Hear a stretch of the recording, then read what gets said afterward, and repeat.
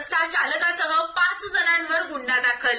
मेहकर तालुक्यातील जानेफळ येथील श्री शिवाजी हायस्कूलचे मुख्याध्यापक रत्नाकर शिवाजी गवारे यांनी 27 मार्च 2024 रोजी हायस्कूलच्या कार्यालयामध्ये गळफास घेऊन आत्महत्या केल्याची घटना घडली होती। या घटनेनं परिसरात तीव्र दुःख व्यक्त झालं होतं आणि या आत्महत्येचं मागचं कारण काय, यामागे कोणाचा हात असू शकतो, असे विविध प्रश्न जनतेसमोर उभे ठाकले होते। आणि यावेळी ठाणेदार आजीनाथ मोरे यांनी घटनास्थळी जाऊन पंचनामा करून आकस्मिक मृत्यूची नोंद केली होती आणि अधिक तपास सुरू केला होता।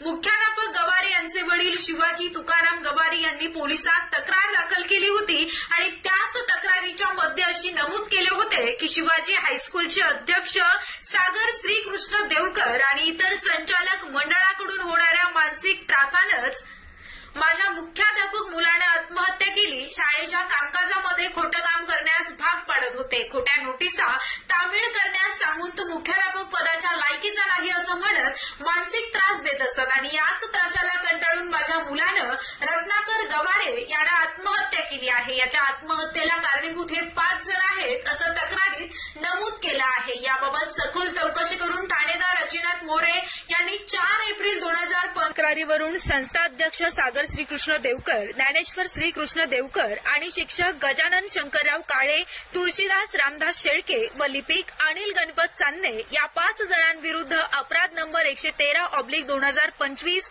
कलम 306-34 प्रमाणे गुन्हा दाखल केला। बातमी प्रकाशित होईपर्यंत सदर आरोपींना अटक करण्यात आली नव्हती। आरोपींच्या अटकेकडे बुलढाणा जिल्हा वाशी यांचं लक्ष लागलं आहे।